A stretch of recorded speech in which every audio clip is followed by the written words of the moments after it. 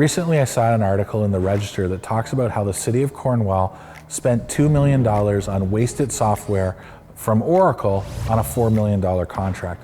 In other words, they had shelfware that was equal to 50% of what they paid for that contract. And so when I read the article, I thought it would be interesting to actually dive a little bit deeper than that article does into the reasons that I see that actually causes this problem of people either overbuying and overpaying or purchasing shelfware. Hi there, Mike Austin, CEO of MetrixData 360 here. During my time helping customers from the Fortune 500, even down into smaller organizations of a few hundred people, one of the things that I see a lot is wasted money in procurement or the dreaded shelfware, licenses that are purchased and never used. So let's look at what leads to this overpurchasing. The first is the way that software license models are built. The software vendors build those models for you to pre-buy or prepay in exchange for large discounts. So in other words, I'm sure that Cornwall received some sort of discount from Oracle to buy $4 million worth of licenses that was greater than the discount that they would have received if they only bought $2 million worth of licenses. So when they looked at it, they looked at the discount, let's say it was 20 versus 40%, and thought that they were getting a great deal at a 40% discount. Now, why does that happen? That happens because the licensing programs are built based on buying up front. They're not built for you to purchase licenses as you roll out and gradually get to the price points that make sense, or are they built to give you the discounts up front for lower purchases? They want the enterprise sale. You also have to look at the licensing metrics that are built within the contract. So the article didn't talk about what Cornwall actually bought, but if you look at it, if those licensing metrics were all users that access a system, then that might have forced them to buy for all users up front, even if they weren't ready to use the system on day one. So licensing metrics themselves can actually drive to overusage of software. Another example there might be with Microsoft licenses. So if I have a license that once it's turned on and anybody that has access to it requires a license, I would then be forced to purchase licenses for everybody that has access, even though maybe only a small subset, my pilot project, are using it. I could be forced, depending on how it's architected, to buy for everybody in my organization. This actually leads to the second issue, and that's how customers actually buy. See, a lot of the times they get focused on that discount. So in that example where, again, I don't know what Cornwall got for a discount, I'm just using that as an example, where maybe they would have received 20% for $2 million and 40% for $4 million in purchases, they got focused on the unit price. And by doing that, they bought software that they couldn't use, or potentially bought software that they couldn't use right away. We see this all the time. For instance, maybe you have an application that you're retiring, and you're going to use a new vendor's technology to replace a legacy system. So you look at your current system, it's got 10,000 users on it or 5,000, and you basically know that your new system is going to have 5 or 10,000 users on it. So what do? You go out and negotiate an enterprise deal for the best unit price for 5 or 10,000 people.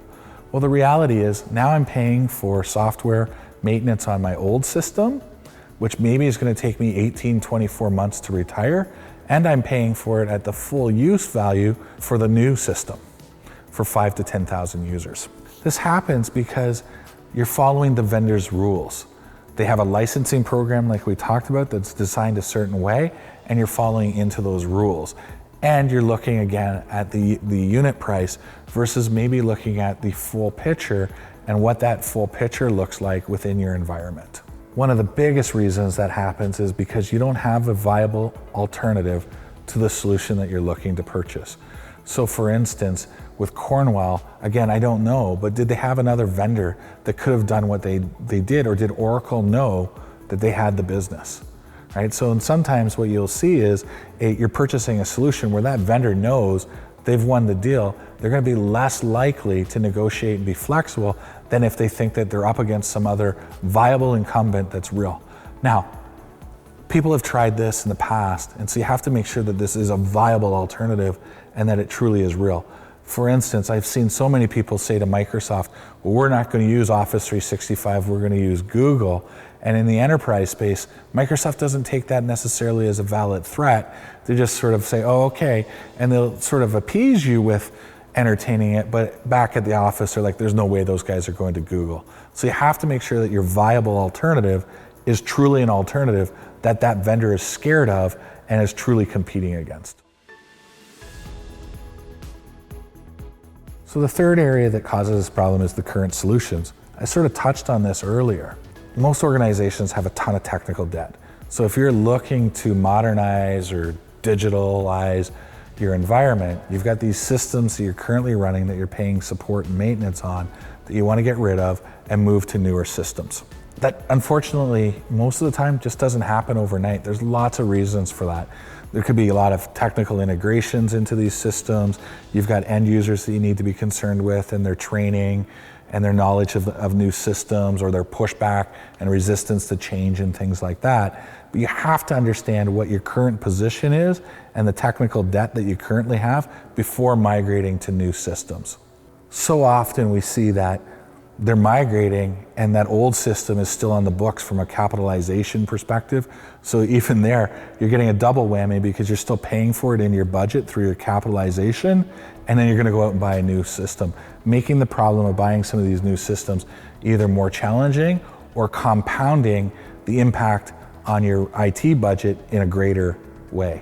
So I actually suggest all the time that you have to understand this. You have to understand your current cost, how quickly you can get off, what the impact from a licensing perspective is.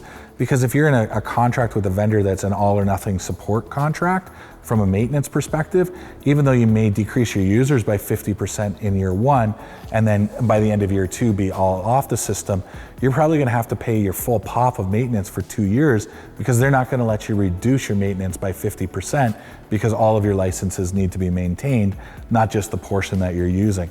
So again, these are the sorts of things that become a challenge for you, and you have to be working with your software vendor that you're gonna buy from and make sure that they understand that these are challenges and that they're gonna have to bake that into their proposals and their solutions from a pricing perspective when you're looking at the new technologies. And finally, the last thing is just the software vendors themselves. There's lots at play here. Think about a software rep that has a quota. What are they gonna want? Are they gonna want that enterprise sale where you buy 4 million up front, maybe for an increased discount?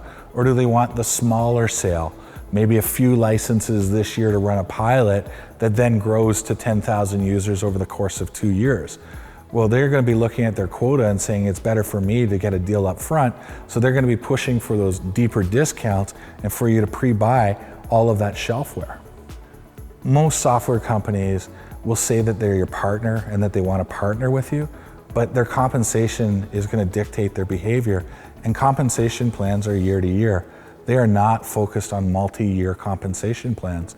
So that's again, going back to that pre-buy up front, your rep is going to push that because A, they don't know whether they're going to be managing your account next year, they don't know whether they're still going to be there, and the company itself is not motivating them to look at strategic long-term business and growing the business long-term. They want that revenue up front. And that's why I talk about the enterprise sale, buying that big bucket up front for the entire enterprise versus buying a small project to get off the ground at a reasonable rate, or allowing you to adjust your pricing as you grow to help you look at the technical debt and the capitalization that you still have on your budget, and making things so that either it's a little bit beneficial to you or at least net neutral as you grow into their solutions. Those are a challenge, but can be done if negotiated properly. So I hope that gives you an overview of how you can find that you're overbuying or overpaying and getting that dreaded shelfware in your environment. If you'd like to discuss further how you can avoid these things happening to you, please fill out the form below and reach out to us. We'd be happy to have a discussion on how we can help you negotiate your software contracts. Thanks for watching and hope to see you soon.